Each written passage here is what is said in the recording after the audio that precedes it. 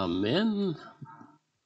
Bonjour à ceux qui peuvent peut-être venir tout juste de se joindre à notre culte en ligne sur Facebook, soit sur la page de Église Centre-Vie Abondante de Montmagny, ou bien non sur la page de Chapelle l'Apocatière. Bienvenue à tous.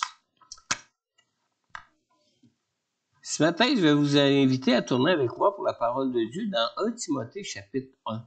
On va lire le verset 8 à 11. 1 Timothée chapitre 1.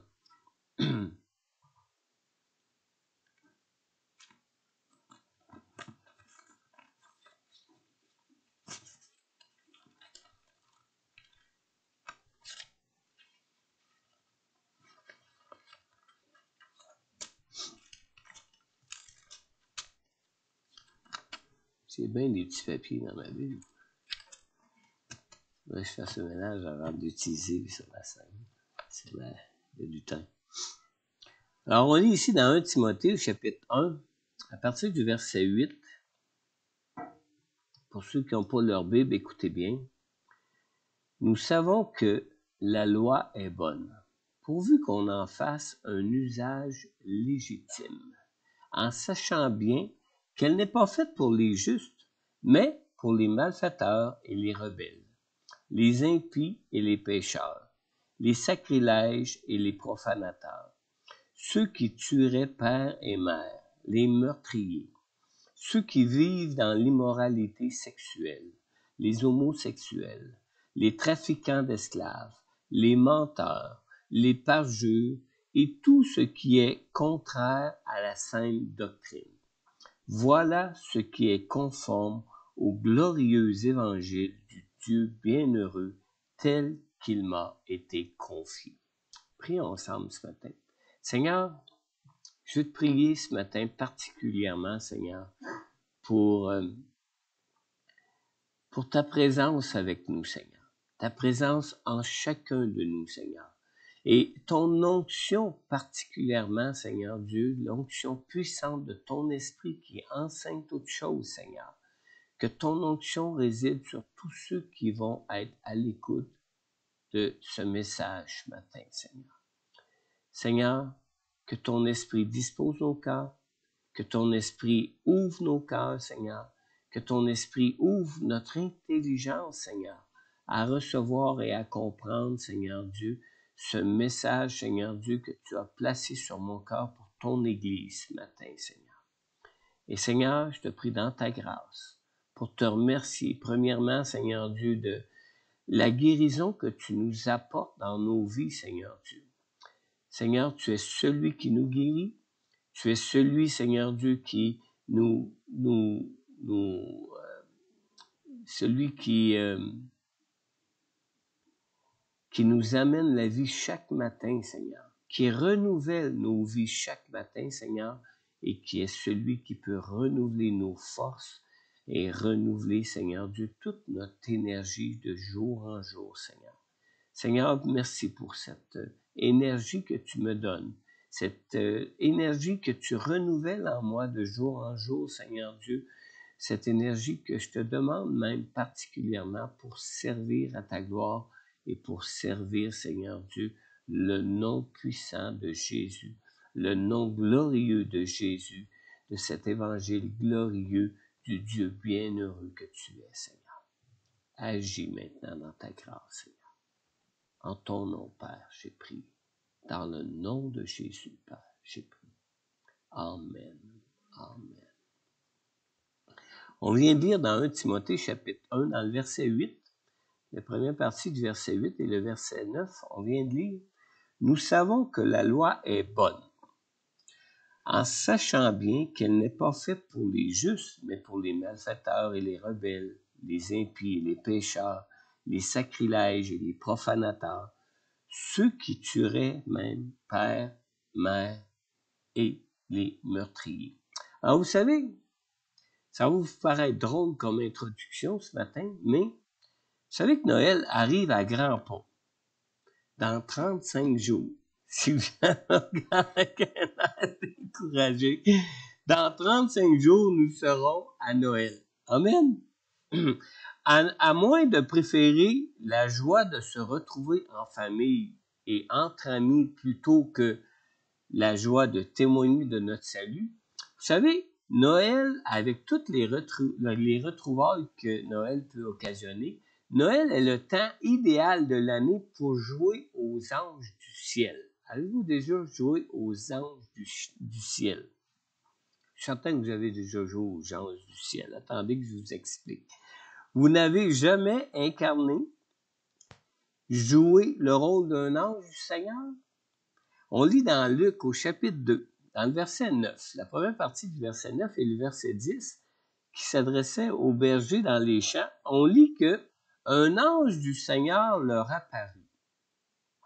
Mais l'ange leur dit, « N'ayez pas peur, car je vous annonce une bonne nouvelle qui sera une source de grande joie pour tout le peuple. » Alors, plus nous approchons de Noël,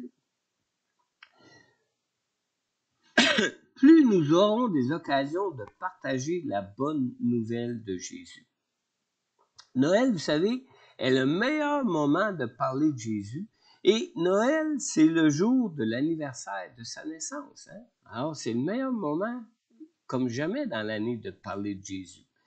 Max Lucado, dans son livre intitulé « À cause de Bethléem, l'amour est né, l'espoir est revenu », Max Lucado dit « J'aime Noël parce que quelque part, quelqu'un posera la question « Pourquoi faire tant d'histoires pour un simple bébé dans une crèche? » Hein?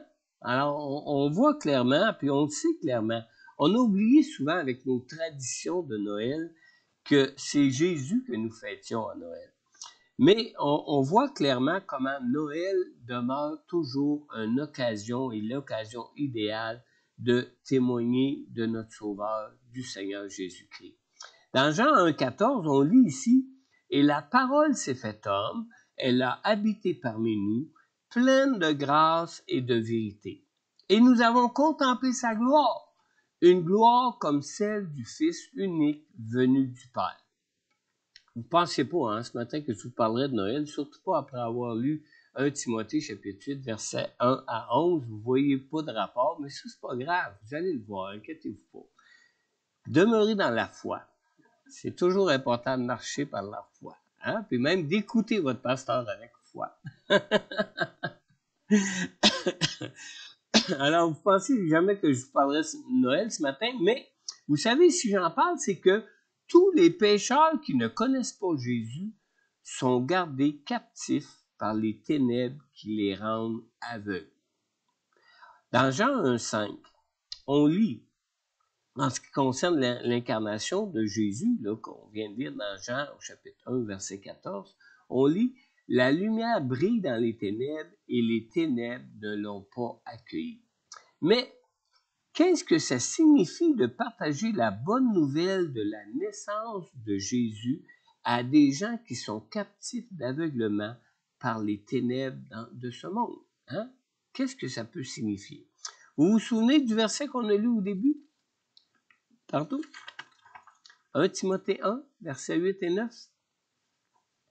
Nous avons lu « Nous savons que la loi est bonne, en sachant bien qu'elle n'est pas faite pour les justes, mais pour les malfaiteurs et les rebelles, les impies et les pécheurs, les sacrilèges et les profanateurs, ceux qui tueraient père et mère, les meurtriers. » Maintenant, concernant la naissance de Jésus, nous lisons dans Jean 1,17. En effet, la loi a été donnée à travers Moïse, mais la grâce et la vérité sont venues à travers qui? À travers Jésus-Christ. Alors, ce verset nous indique deux façons possibles de conduire des pécheurs à Jésus. Deux façons possibles. Premièrement, par la loi qui a été donnée par Dieu à Moïse. Hein? Puis on vient de lire dans 1 Timothée 1,8, verset 9, nous venons de lire, nous savons que la loi est bonne. Hein? Mais en sachant bien qu'elle n'est pas faite pour les justes, mais pour les injustes. Amen. Alors, il y a la loi donnée à Moïse qui indique une façon possible de conduire des pécheurs à Jésus. La loi donnée à Moïse dans l'Ancien Testament a été même la façon que Dieu a utilisée pour conduire les pécheurs à reconnaître leur Sauveur. D'ailleurs, on lit dans Galates 3,24, « Ainsi la loi a été le guide, chargé de nous conduire à Christ, afin que nous soyons déclarés justes sur la base de la foi. » Alors, même si nous ne sommes plus à l'époque de l'Ancien Testament, vous savez que Dieu ne change pas. Vous savez que sa parole non plus ne change pas. Et Dieu, tout ce qu'il fait est parfait. Alors pourquoi Dieu changerait même ses méthodes? La loi est toujours bonne. Remarquez qu'on ne parle pas d'utiliser la loi de Dieu comme moyen de salut pour sauver des pécheurs, mais on parle d'utiliser la loi de Dieu pour les conduire à Jésus. Ça fait toute la différence, là. Si la loi de Moïse ne pouvait sauver personne à l'époque de l'Ancien Testament, bien, la loi de Moïse ne peut pas plus, sous la Nouvelle Alliance, sauver quiconque. Mais la loi demeure toujours un moyen de conduire des pécheurs à celui qui sauve, à Jésus. Amen. Deuxième façon qu'on voit aussi dans Jean 1,17, c'est par la grâce et la vérité révélée en Jésus. Dans Jean 12,32, Jésus a lui-même affirmé, « Et moi, quand j'aurai été élevé de la terre, j'attirerai tous les hommes à moi. » Alors Jésus, parce qu'il a accompli depuis qu'il est venu sur la terre, attire tous les hommes à lui, par la grâce et la vérité que lui-même a révélée et que son œuvre à la croix a révélée pour nous. Tous les gens du monde peuvent être divisés en différents types de pécheurs que la loi, elle, condamne. N'est-ce pas? La parole de Dieu les regroupe en 14 différentes catégories qu'on a lues dans les versets 9 et 10. Nous lisons que la loi est faite pour les malfaiteurs, les rebelles, les impies, les pécheurs, les sacrilèges, les profanateurs, ceux qui tueraient père et mère, les meurtriers, ceux qui vivent dans l'immoralité sexuelle, homosexuels, les trafiquants d'esclaves, les menteurs, les parjures et tout ce qui est contraire à la sainte doctrine. Mais, écoutez bien que la loi puisse condamner tous les péchés, la loi n'est pas faite pour tous les pécheurs. Comme on le lit d'ailleurs dans la parole de Dieu qui dit dans 1 Timothée 1,8 qu'on a lu tantôt, verset 9 aussi, nous savons que la loi est bonne pourvu qu'on en fasse un usage légitime en sachant bien qu'elle n'est pas faite pour les justes. Alors, si nous voulons faire bon usage des prescriptions de la parole de Dieu dans notre témoignage durant la période des fêtes et particulièrement à Noël, il nous faut bien comprendre son rôle, c'est-à-dire le rôle de la loi. Nous pouvons remarquer certaines choses ici concernant la loi. C'est que premièrement, la première chose, c'est que la loi est bonne. Comme on l'a lu au verset 8, nous savons que la loi est bonne. Alors, bien que Jésus soit venu révéler la grâce de Dieu pour nos péchés, il a lui-même affirmé même le maintien de la loi de Dieu. Dans Matthieu 5,17, Jésus nous dit « Ne croyez pas que je sois venu pour abolir la loi ou les prophètes. Je suis venu non pour abolir, mais pour accomplir la loi. » Alors, la loi aura toujours sa place pour toucher des pécheurs qui sont rendus captifs dans le monde de ténèbres dans lequel nous vivons. Sans la loi, comment des pécheurs aveugles pourraient-ils reconnaître qu'ils marchent sous la condamnation de Dieu dans leur vie? Comment pourraient-ils? Ésaïe 5,20 nous dit « Malheur à ceux qui appellent le mal bien et le bien mal, qui changent les ténèbres en lumière et la lumière en ténèbres, qui changent l'amertume en douceur et la douceur en amertume. »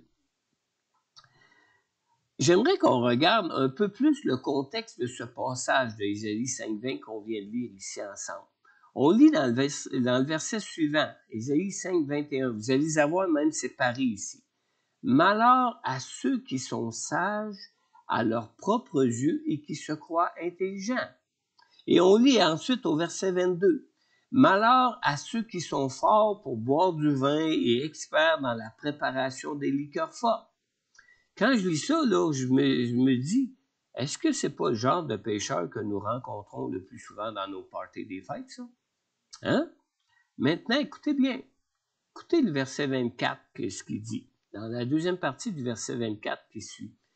En effet, ils ont rejeté la loi de l'Éternel, le Maître de l'univers, et ils ont repoussé la parole du Saint d'Israël. Maintenant, il arrive donc même à cette époque où nous sommes sous l'alliance de la grâce de Dieu de devoir utiliser la loi qui condamne pour montrer aux pécheurs qu'ils sont sous la condamnation de Dieu dans leur vie. Parce qu'eux autres, ils ne le voient même pas. Ils ne le voient plus. Ils sont même plus en état ou en condition de pouvoir le voir. Parler de l'amour de Jésus à un pécheur qui a rejeté la loi de Dieu qui permet de reconnaître leur péché, écoutez-moi bien là, je répète, parler de l'amour de Jésus à un pécheur qui a rejeté la loi de Dieu, la loi qui permet de reconnaître leur péché, c'est comme les référer à un psychologue pour les libérer simplement de leur sentiment de culpabilité et non pas de la condamnation de Dieu pour leur vie.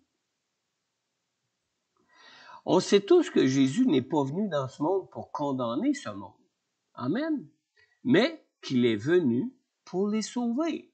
Dans Jean 3,17, on lit « Dieu, en effet, n'a pas envoyé son Fils dans le monde pour juger le monde, mais pour que le monde soit sauvé par lui. » Alors, comment pourrions-nous, sans la loi, qui, elle, porte un jugement contre des pécheurs, un jugement sur des pécheurs un jugement pour conduire des pécheurs, à Jésus sans leur démontrer qu'ils sont excusez, je pense qu'il me manque une lettre ici, là. Un mot en tout cas. Comment pourrions-nous, sans la loi, qui elle porte un jugement, conduire des pécheurs en Jésus sans leur démontrer qu'ils sont sous la condamnation de Dieu pour leur vie? Je vous lance le défi. Moi, par expérience, je peux vous dire que ça se fait pas. À un moment donné, ils ont besoin de la conviction qu'ils sont pécheurs. Ils ont besoin de reconnaître qu'ils sont perdus et qu'ils sont sous la condamnation de Dieu pour accepter l'amour et la grâce de Dieu qu'on peut lui témoigner. Sinon, on dit, content de savoir que Dieu m'aime.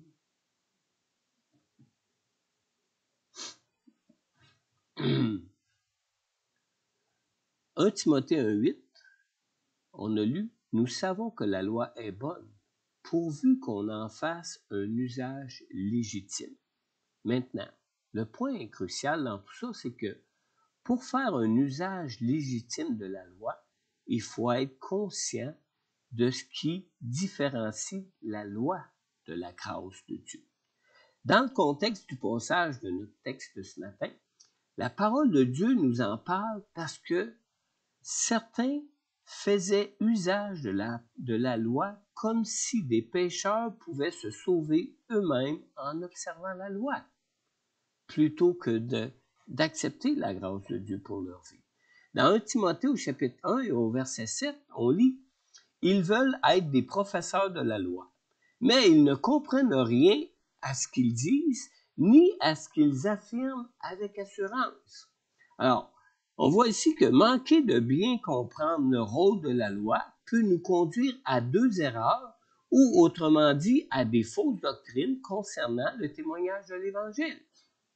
Première chose, première erreur, est que le pécheur peut être laissé sous l'impression qu'en obéissant au commandement de Dieu, qu'il peut par lui-même devenir juste devant Dieu. Et deuxième erreur, l'erreur est de témoigner de l'amour inconditionnel de Dieu en Jésus pour tous les hommes, sans que le pécheur réalise son besoin d'accepter la grâce du pardon qui est offerte en Jésus pour ses péchés. Amen. Avez-vous hâte à Noël, là? Dans Galates 3.24, on a lu tantôt, Galates 3.24 définit clairement les limites de la loi. Où ce que ça dit clairement en ce qui concerne la loi, ainsi, la loi a été le guide chargé de conduire à Christ afin que nous soyons déclarés justes sur la base de la foi et non pas par le fait qu'on pourrait se sauver en obéissant à la loi. Alors, si nous devons utiliser la loi pour faire comprendre à quelqu'un qu'il est sous la condamnation de Dieu dans sa vie, on n'a pas à hésiter à le faire. Nous devons le faire. Si la personne de Dieu, ça ne dit rien pour lequel Jésus serait mort à la croix pour des pécheurs, c'est qu'il a besoin de comprendre qu'il est un pécheur et qu'il est sous la condamnation de Dieu. Nous ne devons pas manquer de témoigner que seul, mais si on le fait, là, si on utilise la loi pour faire réaliser à un pécheur qu'il est sous la condamnation de Dieu, si nous le faisons, nous ne devons pas manquer de témoigner que seule la grâce du pardon de Dieu qui se trouve en Jésus peut le rendre juste pour être sauvé. Vous connaissez l'histoire de Jésus avec la femme adultère? On lit ça dans Jean chapitre 8, le verset 1 à 11. Je vous invite à le lire plus tard à la maison. Jean chapitre 8, verset 1 à 11. Mais je veux seulement qu'on lise ce matin le verset 10 et 11 de cette histoire. Où ce qu'on lit ici, en parlant de Jésus, il se redressa et ne voyant plus qu'elle, il lui dit, « Femme, où sont ceux qui t'accusaient? Personne ne t'a donc condamné? » Elle répondit, « Personne, Seigneur. » Et Jésus lui dit, « Moi non plus, je ne te condamne pas. Vas-y et désormais ne pêche plus. » Amen.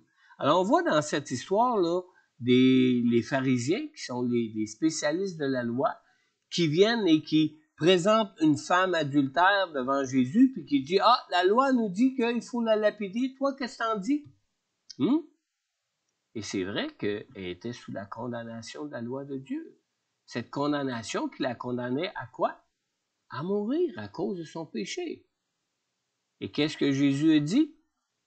Jésus dit, « Non, je ne te condamne pas, mais va et ne pêche plus. » Elle était bien consciente qu'elle était sous la condamnation de Dieu à cause de sa vie. La loi n'est pas pour le juste. Nous savons, on a lu dans le verset 8a et 9a, nous savons que la loi est bonne en sachant bien qu'elle n'est pas faite pour les justes.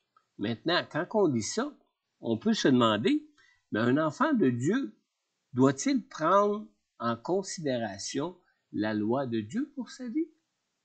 Hein? C'est par la grâce qu'on est sauvé. Est-ce qu'on doit prendre en considération la loi de Dieu pour notre vie? Autant nous demeurons dans la foi en Jésus qui nous sauve, autant nous sommes vus comme justes aux yeux de Dieu en Jésus. Vrai? Maintenant, le fait d'être vu juste en Jésus aux yeux de Dieu ne nous libère pas pour autant de la nature de pécheur dans laquelle nous vivons. N'est-ce pas? Romains 7.24 dit, c'est-à-dire dans Romains 7.24, l'apôtre Paul dit lui-même, alors que lui nous enseigne sur la grâce de Dieu que nous avons en Jésus, il dit lui-même, « Malheureux être humain que je suis, qui me délivrera de ce corps de mort? » Alors, si un homme de Dieu comme l'apôtre Paul parle de cette manière, c'est que même si nous sommes en Jésus, dans la nature d'homme et de femme que nous sommes, nous demeurons encore des pécheurs. Et nous avons encore besoin d'être délivrés du péché ou de notre nature pécheresse dans notre vie. Romains 7, verset 22-23, l'apôtre dit ceci concernant notre foi en Jésus. Il dit, « En effet, je prends plaisir à la loi de Dieu dans mon être intérieur, mais je constate qu'il y a dans mes membres une autre loi. Elle lutte contre la loi de mon intelligence et me rend prisonnier de la loi du péché qui est dans mes membres. Alors, la loi n'est pas pour le juste, comme on l'a lu, mais le juste prend plaisir à la loi de Dieu. Alors, même si la loi n'est pas faite pour le juste, la loi de Dieu sert bien le juste pour demeurer dans sa relation avec Dieu en Jésus, c'est-à-dire pour le garder du péché, pour lui éviter de tomber dans le péché. Ce qui est important de se rappeler concernant la loi de Dieu pour nos vies est que ce n'est pas le fait d'obéir à la loi de Dieu qui nous sauve. Ce qui nous sauve, c'est notre foi en Jésus, qui a accompli à la croix, qui a tout accompli à la croix pour que nous soyons réconciliés avec Dieu. Ce qui nous sauve, c'est notre foi en Jésus qui a lui-même subi pour nous, à notre place, la juste condamnation de Dieu pour nos péchés. Amen. Alors, il est important que le croyant, tout comme le pécheur, fasse un usage légitime de la loi de Dieu pour sa vie. Qu'est-ce que peut signifier de faire un usage légitime de la loi de Dieu pour un croyant en Jésus qui est lui-même vu juste devant Dieu? La loi de Dieu doit demeurer pour le croyant en Jésus un indicateur pour révéler et prévenir à ces tendances, aux tendances de notre nature à se livrer au péché. Charles Rochedieu, dans son commentaire qui s'intitule « Les trésors du Nouveau Testament », c'est un vieux commentaire, ça, un commentaire pratique. Et dans son commentaire sur 1 Timothée 1,8, il nous donne quatre usages légitimes de la loi de Dieu pour les croyants en Jésus. Premièrement, c'est que la loi est notre règle. Comme pour toute la parole de Dieu, le Saint-Esprit peut utiliser la loi de Dieu pour nous convaincre de péché. Mais quand on dit que la loi est notre règle, la loi est notre règle, mais la loi n'est pas notre force. Sans le Saint-Esprit, on ne peut nous garder de péché dans nos vies. C'est le Saint-Esprit qui est notre force à cause de notre foi en Jésus et de notre relation en Jésus, qu'on a cette force pour nous libérer, pour nous garder de péché dans notre vie. Deuxième usage légitime, c'est qu'il dit que la loi est notre lumière. Comme pour la parole de Dieu d'ailleurs, la loi peut nous éclairer pour nous garder de tomber dans le péché. Mais la loi est notre lumière, mais non notre justice. Ce qui nous rend juste aux yeux de Dieu, c'est Jésus en qui nous plaçons notre espérance, qui est le seul homme qui n'a jamais péché devant Dieu. Amen. Troisième chose, c'est que la loi est aussi notre guide. Et encore, comme toute la parole de Dieu d'ailleurs, la loi est notre guide, mais non notre voie. Alors, celui qui peut parfaitement nous garder et nous conduire dans le droit chemin de Dieu pour éviter de marcher loin de Dieu dans nos vies, c'est Jésus. Et c'est pas par le fait qu'on marcherait par la loi. Dans Jean 14,6, Jésus dit, « C'est moi qui suis le chemin, la vérité et la vie. On ne vient au Père qu'en passant par moi. » Alors, il ne faut pas s'imaginer qu'en observant la loi de Dieu dans nos vies, qu'on va pouvoir marcher avec Dieu dans nos vies. Non, c'est en gardant cette relation de foi en Jésus qu'on peut être conduit dans le chemin, la vérité et la vie, et qu'on peut ainsi marcher avec Dieu dans nos vies. Amen. Et la quatrième chose, c'est que la loi est notre moniteur, est un moniteur pour nous, comme pour toute la parole de Dieu d'ailleurs.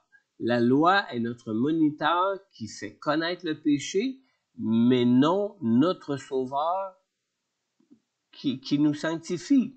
Alors, ce n'est pas en obéissant à la loi de Dieu que nous nous sanctifions. Ce qui nous sanctifie, c'est le fait de notre relation avec Dieu par notre foi en Jésus, notre Sauveur. Amen. On a lu dans 1 Timothée 1,9, pour terminer, nous avons lu que la loi n'est pas faite pour les justes. Alors, le juste rend de lui-même à Dieu ce qui est dû à Dieu. Et le juste ne se borne pas à faire ce qui lui est ordonné, mais il fait de tout cœur. Il fait de bon cœur. Pourquoi? Parce qu'il a mis sa foi en Jésus et parce qu'il connaît et qu'il a une relation personnelle avec Jésus. Alors maintenant, alors que nous parlons de notre besoin d'un sauveur dans nos vies, as-tu déjà invité Jésus à venir dans ton cœur afin d'être sauvé par lui, d'être réconcilié avec Dieu pour ta vie, maintenant et pour la vie éternelle à venir? Dans Romains 5,8, nous lisons « Mais voici comment Dieu prouve son amour envers nous.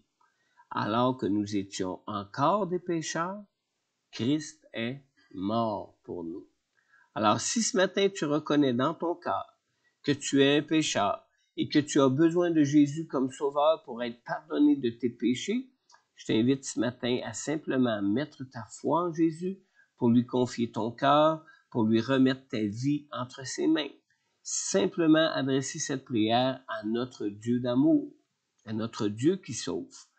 Père céleste, je crois que tu as envoyé Jésus pour subir à la croix à ma place toutes les conséquences de mes péchés. Je reconnais que je suis pécheur et que j'ai besoin que tu me pardonnes tous mes péchés. Seigneur Jésus, je t'ouvre maintenant tout mon cœur et je te prie, Seigneur, d'entrer dans mon cœur et de me purifier de mes péchés. Je te remercie, Père, d'avoir envoyé Jésus dans ton amour pour moi. Amen. Alors, si présentement tu écoutes ce message et que tu as adressé cette prière à Dieu pour accepter Jésus comme Sauveur et Seigneur de ta vie pour la toute première fois, n'hésite pas à prendre contact avec moi. En retour, je pourrai prier pour toi personnellement et répondre à toutes tes questions sur Jésus, sur son amour et sur son pardon pour toi. Aussi, si peut-être tu es de ceux ou de celles qui avaient déjà fait cette prière auparavant dans votre vie, mais que ce matin tu réalises ton besoin de délivrance du péché pour ta vie. Peut-être même ce matin tu réalises que tu as essayé par toi-même d'être délivré de tes péchés pour ta vie. Alors je t'invite donc ce matin à te tourner vers le Seigneur. Je t'invite ce matin à lui confesser ton désir de soumettre ta vie à Jésus, de mettre ta foi en Jésus pour bénéficier de la grâce, de sa puissance qu'il a libérée à la croix pour toi, pour que tu sois libre de tout péché. Alors, si tu écoutes ce matin ce message en ligne, je t'invite aussi à prendre contact avec moi pour que je puisse aussi prier pour toi, pour que tu arrives à marcher en toute liberté avec Dieu dans ta vie. Amen. Amen. J'ai invité Myriam à nous conduire dans un dernier chant de louange et d'adoration. Et je crois que c'est pas pour rien que Dieu a placé sur le cœur de Myriam d'élever le nom de Jésus. Parce que c'est vraiment le nom de Jésus en qui nous pouvons avoir la victoire. Et c'est vraiment dans le nom de Jésus que nous pouvons être sauvés, parce que c'est vraiment Jésus qui a tout accompli et qui a accompli toutes choses à la croix pour nous. Amen. La loi est bonne. Amen. Mais la loi n'est pas pour le juste. Non pas qu'on n'a plus besoin de la loi, mais c'est Jésus qui nous sauve, et en Jésus nous sommes vus, nous sommes trouvés justes devant Dieu. Amen. Amen. Si quelqu'un aimerait s'avancer pour que je prie pour lui durant ce temps de louange et d'adoration, quelqu'un qui serait ici dans l'assemblée ce matin, n'hésitez pas à le faire. Je vais prendre le temps de prier pour vous ce matin. Amen.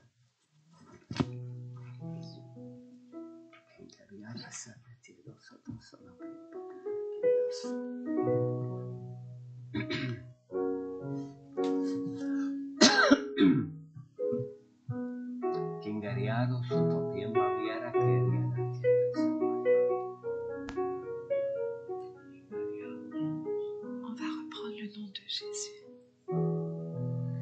Proclamer qu'il est majestueux, qu'il règne, que tout genou fléchit en son nom.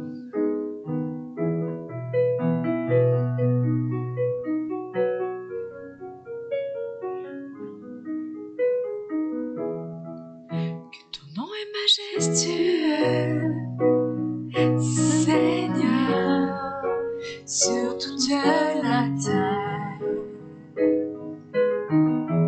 Ton nom est fort et puissant, ton nom est glorieux et grand. En lui nous sommes sauvés. Le nom de Jésus, plus haut que tous les noms. Roi des rois, aucun nom n'est comme le sien. Le nom de Jésus, plus haut que tous les noms. Alpha, Oméga, aucun nom n'est comme le sien.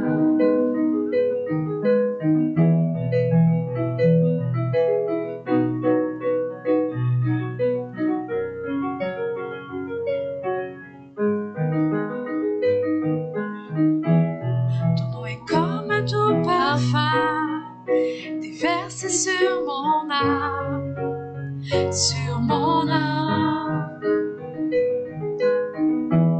En ton nom nous surmontons tout, en ton nom nous avons la victoire. Ton nom est tout puissant. Le nom de Jésus, plus haut que tous les noms. Roi des rois, aucun nom n'est comme le sien. Le nom de Jésus, plus haut que tous les noms. Alpha, Oméga, aucun nom n'est comme le sien. Le nom de Jésus, plus haut que tous les noms. Roi des rois, aucun nom n'est comme le sien. Le nom de Jésus, plus haut que tous les noms. Alpha, Oméga, aucun nom n'est comme le sien. Aucun autre d'eux n'a vécu la mort que Jésus-Christ le ressuscité. Nous l'élevons plus haut. En son nom tout genou fléchit, en son nom tout homme est sauvé. Nous invoquons son nom, le nom de Jésus, le nom de Jésus, plus haut que tous les noms. Roi des rois, aucun nom n'est comme le sien. Le nom de Jésus, plus haut que tous les noms. Alpha, Oméga, aucun nom n'est comme le sien.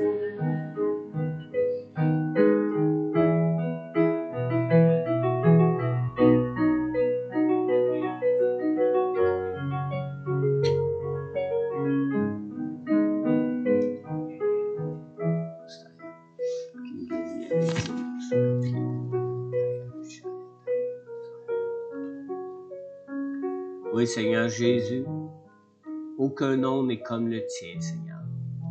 Seigneur Dieu, tu es la parole qui a été faite chair, Seigneur. Tu es celui qui est venu, Seigneur Dieu, dans ce monde, non pas pour juger et condamner, Seigneur, mais tu es venu ici, dans ce monde, Seigneur Dieu, afin que nous ayons la vie, pour que nous soyons sauvés, Seigneur. Seigneur, merci de ta parole, Seigneur. Merci, Seigneur Dieu Tout-Puissant, de la loi, Seigneur Dieu, que Dieu nous a donnée afin que nous soyons conduits à toi, Seigneur Jésus. Car toi seul est celui qui peut nous sauver, Seigneur. Seigneur Dieu, pardonne les prétentions de ceux qui peuvent arriver, Seigneur Dieu, à satisfaire ta justice dans leur vie ici-bas, Seigneur. Et Seigneur Dieu, révèle-le dans ta grâce, Seigneur, leur besoin de sauveur, leur besoin de Jésus, leur besoin, Seigneur Dieu, de la puissance de la croix, Seigneur Dieu, pour être pardonnés de leurs péchés, la puissance de la croix, Seigneur Dieu Tout-Puissant, pour être délivrés de leur nature de pécheur, Seigneur, et donne-leur la grâce, Seigneur. la grâce d'accepter, Seigneur, ton amour pour eux, la grâce d'accepter, Seigneur Dieu Tout-Puissant, la vérité qui peut les rendre libres, Seigneur, la grâce d'accepter Jésus qui a tout accompli pour leur salut à la croix pour eux, Seigneur. Oh Seigneur, donne-nous de nous garder remplis de ton esprit, d'avoir toujours soif de ta présence et de ton esprit en nous, Seigneur Dieu, pour que nous puissions, Seigneur Dieu, voir, Seigneur, le partage de nos cœurs concernant ton évangile est accompagné de la puissance de ton Saint-Esprit qui peut convaincre et sauver, Seigneur. Dans le nom puissant de Jésus, Père, nous avons prié. Amen. Amen. Amen. Bon dimanche à tous. Que Dieu vous garde, que Dieu vous remplisse de son esprit et que Dieu vous conduise dans tous les témoignages de sa grâce pour ce monde qui prie. Amen. Dieu vous bénisse. Amen.